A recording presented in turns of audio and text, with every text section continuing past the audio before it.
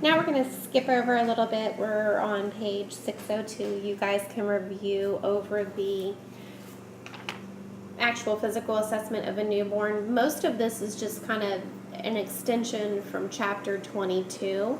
The chart is a nice chart to use as a reference, I think, when you guys go to postpartum and you're having to work with the newborns.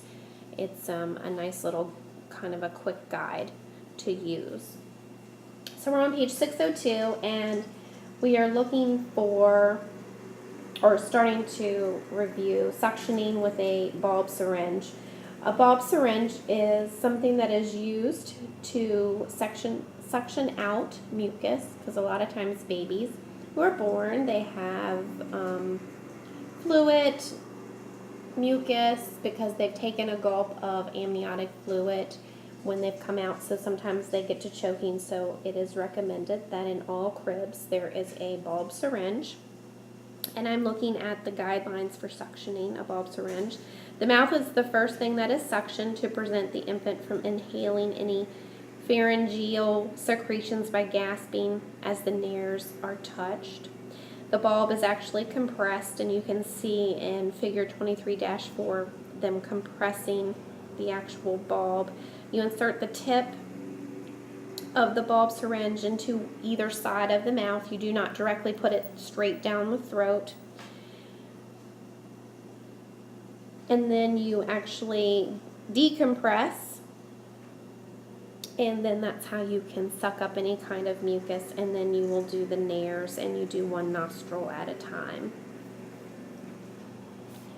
This is something also that you instruct and educate parents on how to use. The other thing is that we're talking about birth through the first 2 hours, and we're talking about maintaining adequate oxygen supply. There are 4 conditions that are essential for maintaining oxygen supply. A clear airway, which you can use the bulb syringe in order to do that. An effective establishment of respirations. Making sure there's adequate circulation, perfusion, and cardiac function. And thermoregulation. Temperature is huge for these babies, and monitoring the temperature. Because what happens is when they lose temperature and lose heat, they don't have enough brown fat storage to maintain their body temperature like we do. So it's very important to keep an eye on the temperature. And I'm not just talking about them being cold, they can also be too warm. Sometimes parents think that their babies are cold, so they will layer them up with lots of clothes and blankets, and they're actually too warm. So we want a nice happy medium.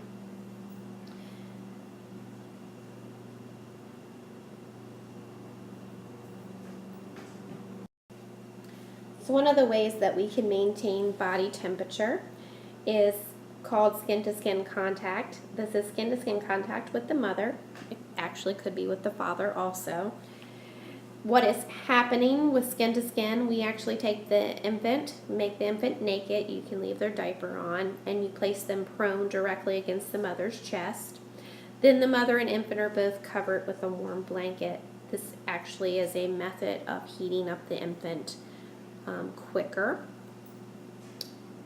If the infant is not going to be skin to skin, or mom does not want the baby to be skin to skin, what happens within those first 1 to 2 hours after birth and baby's trying to adjust and maintain their temperature, the baby is nice and dried and then placed under something called a radiant warmer. The radiant warmer, and you guys will see these when you go to postpartum, has a servo controller on it, and it adjusts the body temperature and makes it warmer to maintain that infant skin temperature. What happens is it has a preset on it, so you'll see the nurses in the nursery and they'll set the warmer to 36.5, and that's where we want the baby's temperature to be, 98. Then the baby has this little cord that's hooked to the warmer. The little cord runs down, and then on their abdomen there's a little kind of sticker cover that goes over top of it to stick it to their belly, and the warmer is doing is adjusting the warmer temperature based on the newborn skin temperature. So this is another way of maintaining the body temperature. Immediate interventions that happen right after birth is eye prophylactics, vitamin K, and promoting parent and infant interaction. So when I'm talking about placing eye prophylactics, you're actually instilling, it's kind of thick, it looks like, it reminds me of Neosporin. It's very thick and kind of goopy. This is mandatory in the United States. All babies get this. Mom can refuse, but it is mandated for all babies.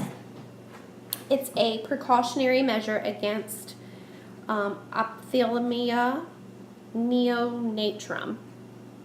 This is an inflammation that ends up in the eye, and it is a result from gonorrhea or a chlamydia infection that the newborn contracted during the passage through the birth canal. So this is the affection that we are trying to prevent, and I'll write it up here because it's a mouthful.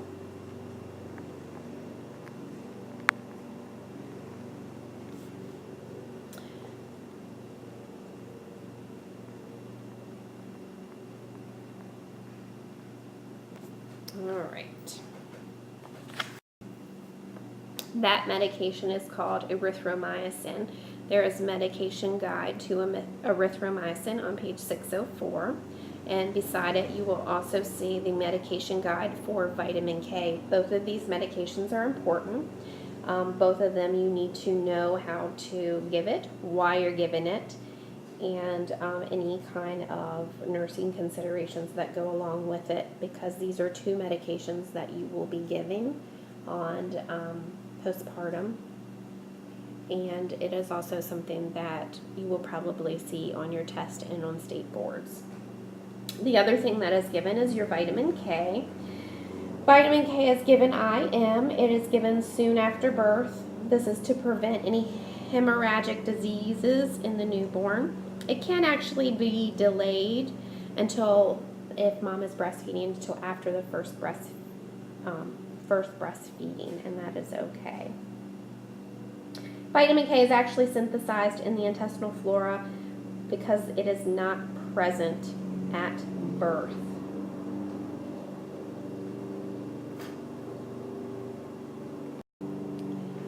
So I'm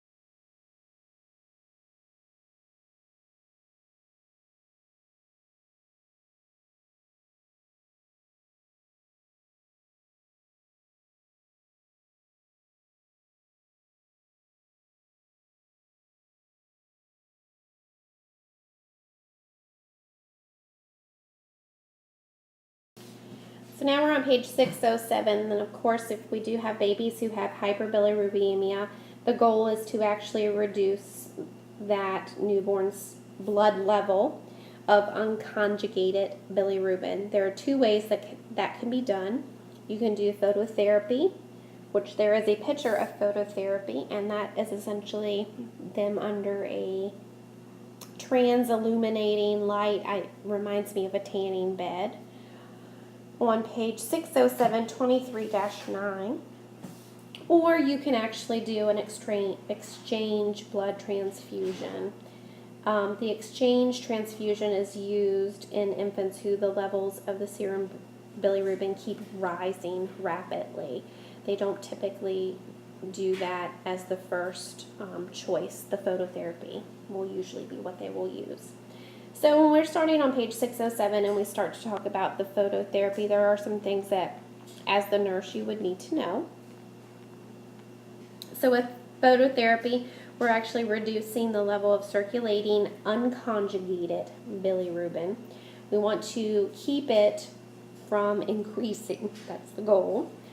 This does not emit any ultraviolet radiation, so it's, in the terms of radiation, it's not harmful for baby. The effectiveness is related to the distance between the actual light itself and the newborn. During the phototherapy, the newborn is left underneath the light because it does get very warm, unclothed. They usually have their diaper on. The lights are placed typically 45 to 50 centimeters above the newborn. This may vary based on a hospital protocol, so don't get too hung up on the numbers. Just know that the way the light is working efficiently is also based on how high or the distance between it is, the newborn and the light itself. The other thing that's very important is infants must have a protective eye mask so that they do not have overexposure to light with their eyes. So you can see a picture of the little eye mask that they use, and it is on page 607, 23-10. It's called an eye shield. This is to cover their eyes completely. Before the mask is applied, you actually should close their eyes gently because you don't want to do any kind of damage to the cornea if you do not and their eyes are left open. The mask should be removed periodically during feedings so that the eyes can be checked and cleansed, and you're just cleaning them with water. Plus it gives them a break, or their eyes a break. When they are under the phototherapy light, we talked about leaving them with just one diaper on. The temperature should be monitored closely, and when I'm talking about the temperature, I'm talking about baby's temperature because it does get rather warm under those lights, and they can lose water, and we know if they lose water, then they can also become dehydrated. So we want to monitor urinary output. We also monitor stools because that is how the bilirubin is going to be excreted. These newborns should be turned at least every 2 hours. And also to know that a fine maculopapular rash can appear during the phototherapy, and that's normal. That will happen. The other thing that they can use when we talk about the lights are actually placed over the crib. There's something that's called a fiberoptic blanket, and this is what they will also call a billy blanket. This is something that can be used to wrap the baby in, or it can also be placed underneath them. So this is just a different way of delivering the light in order to help decrease the bilirubin. We want to make sure that these are the babies that have the follow-up appointments set up for when they're discharged. Of course, they're not going to be discharged until the pediatrician feels that they are stable to go home, but they're going to do repeat bilirubin testing before they go home, and then they will probably need to follow up in a couple of days at their pediatrician's office for more follow-up. So a few things we're going to talk about is universal newborn screenings. These are mandated by United States law that newborn genetic screening is done. It's important for the public health program, and their goal is to aim at early detection of genetic diseases. when we do talk about newborns, we talk about obtaining their blood samples, and we obtain it from their heel. And it is actually collected with a special little, kind of like a filter. It's called a filter straw, and it looks like a filter needle. It just doesn't have the little top cap on it. There is a picture, I do believe, in your textbook on page 612 that shows you where they're actually taking the blood from. And when we get over to there, we'll talk just a little bit more about obtaining the blood. The examples of all the different genetic disorders that they are testing, one of them includes the PKU, which we talked about, or on table 23-5.